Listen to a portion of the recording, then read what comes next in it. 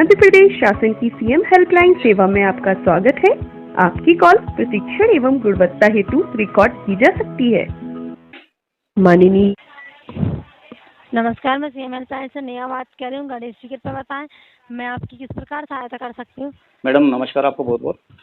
जी बताइए सर। मैं गणेश माली बोल रहा हूँ मैडम। मैं थोड़ा सा निवेदन कर रहा था कि मेरी जो अभी ये कॉल लगाई है ये क्या कोई शिकायत के लिए नहीं है, मेरा एक सुझाव भी है और थोड़ा सा माननीय मुख्यमंत्री जी से मैं एक निवेदन ये करना चाह रहा था आपके माध्यम से कि जो मुख्यमंत्री जी मुफ्त की जो योजनाएं चला रहे हैं जी, उस योजना को लेकर के थोड़ा सा मेरे मन में एक ऐसा एक द्वंद्व दौड़ रहा है कि आखिर ये योजनाएं जब सरकार मुफ्त की चलाती है और सरकार खुद बोलती है आगे रहकर के मुफ्त की रेवड़ियाँ ना बांटी जाए, तो मैं ये जानना चाहता हूँ कि ये जो सरकारें जो माननीय मुख्यमंत्री जी जो घोषणाएं कर रहे हैं, जो जिस प्रकार से लाडली बहना है इसके ऊपर आप पैसा दे रहे हो, कोई दिक्कत नहीं, दे रहे हो उसके लिए बढ़िया धन्यवाद आपको, लेकिन ये चुनावी मसला है, मैं समझ रहा हूँ उसको, आप भी समझ रहे हैं मैडम। पर मैं चाहता हूँ कि लाडली बहनों को जब आप 1000 रुपये दे रहे हैं तो क्या किसी सरकारी कर्मचारी की पत्नी लाडली बहन नहीं है कि उसके साथ सौतेला व्यवहार क्यों किया जा रहा है?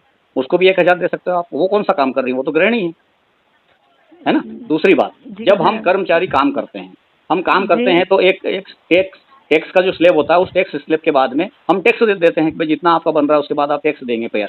तो मैंने इस साल 36,000 रुपये टैक्स गवर्नमेंट को दिया।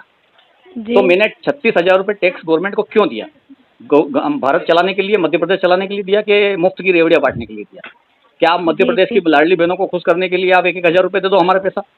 जब कोरोना काल में मैडम स्थिति पूरे भारत की खराब थी तो कर्मचारियों ने, पूरे भारत के कर्मचारियों ने कोरोना काल के समय संकट का सामना किया था। माननीय मुख्यमंत्री जी और माननीय मोदी जी खुद बोलते, प्रधानमंत्री जी, कि सरकारी कर्मचारियों के सहारे ही पूरा भारत टिका रहा, क्योंकि उस समय जन सेवी संस्थाएं आगे रही, सरकारी कर्मचारी आगे रहे, क्योंकि उनको उनका जेब से तनख्वाह निकाल करके उन्होंने आम जनता में बांटा है, घर चलाने के अलावा कोरोना काल में सहयोग दिया है। तो मैडम मेरा ये कहना है कि जैसे मैं नौकरी कर रहा हूँ तो मैं तनख्वाह लेकर के नौकरी कर रहा हूँ, तो क्या ये बताइए मैं जब टैक्स दे रहा हूँ तो क्या मैं टैक्स आपको मुफ्त का घोषणाएं करने के लिए दे रहा हूँ?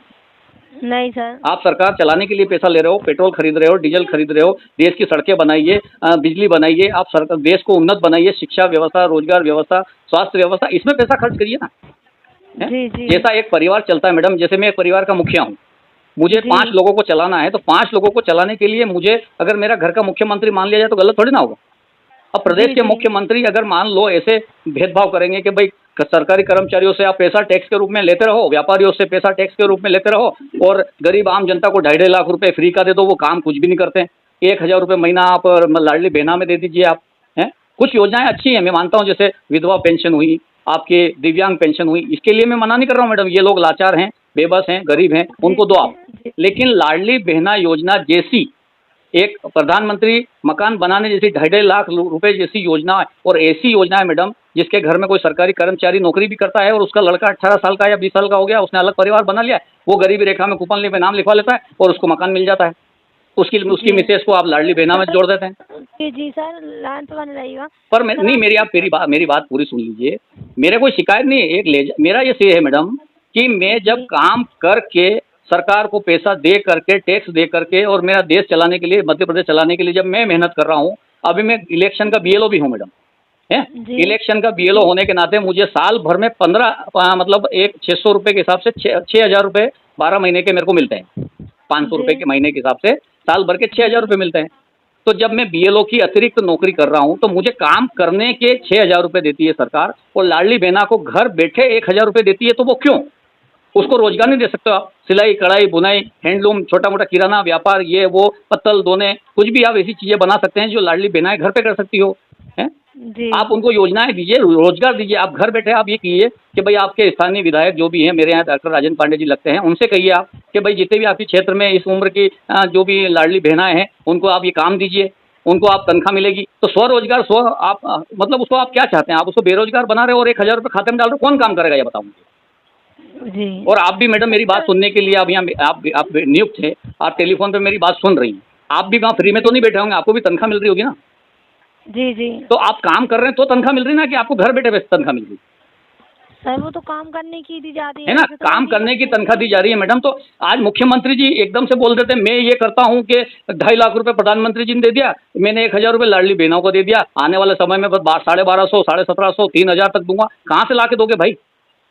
जी जी आपकी कोई खेती है क्या? 1,000 बीघा जमीन है जो आप उसमें हाँक के दोगे? हमारा ही पैसा है ना टैक्स का मैडम।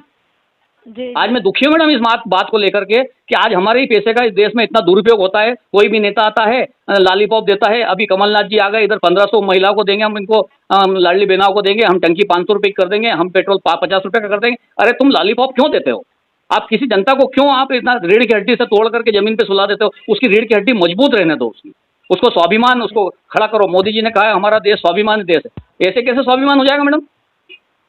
समझ से समझ पा रहे सर आप जो बताना चाहते हैं, लेकिन सर हम इस संबंध में तो आपकी कोई सहायता नहीं नहीं कर मैडम, आप पाएंगे। ये सहायता कर सकते हो कि जब 181 माननीय मुख्यमंत्री जी ने समस्या समाधान के लिए रखा है, तो कम से कम मुख्यमंत्री जी खुद एक समस्या क्रिएट कर रहे हैं कि इस तरीके से तो एक आम कर्मचारी और एक आम गृहिणी जो मेरी पत्नी है उसको भी 1,000, मैं भी नहीं चाहता हूँ मेरी पत्नी को मुफ्त में 1,000 रुपये दो। क्यों? मैं खुद चाहता हूँ कि वो अपने पैर पे खड़ी रहे, वो कुछ काम करे, उसको दे।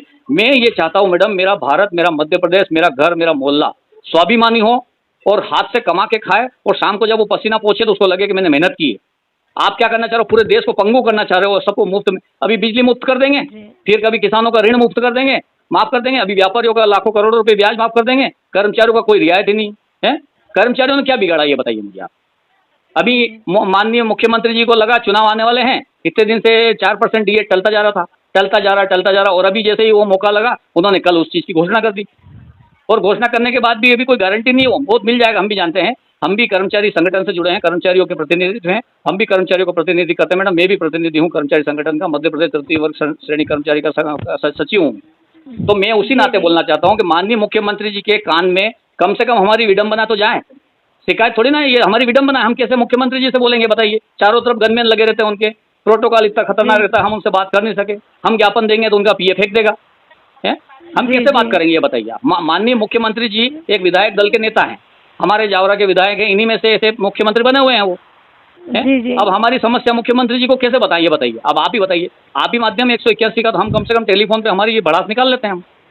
जी समझ। तो मेरा ये मैडम निवेदन है कि मेरी ये पूरी रिकॉर्डिंग मुख्यमंत्री जी को कहें कि पूरे मध्य प्रदेश में पहला ऐसा केस आया है माननीय मुख्यमंत्री जी कि 181 आपने रखी है शिकायत के लिए, और आप ही के खिलाफ शिकायत है, आप ही के लिए कर्मचारी की विडंबना है, आप ही के कर्मचारी की एक दुख है, तकलीफ है, उसको सुनो और इस तरीके से आप उस समस्या को दूर करो। आप हैं, समस्या वही दूर कर सकते हैं मैडम, मुख्यमंत्री जी ही दूर कर सकते हैं। उनके ऊपर कौन है जो करेगा?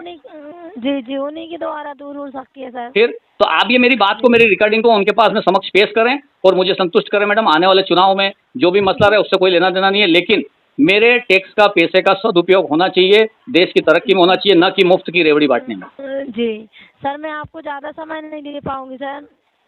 जी ये जो भी मैंने बात कही मैडम, ये आप वहाँ तक पहुँचाइए, मेरा यही बस इतना निवेदन है आपसे। जी जी ठीक है ना? जी ठीक, ओके, थैंक यू। जी। CM हेल्पलाइन में संपर्क करने के लिए धन्यवाद।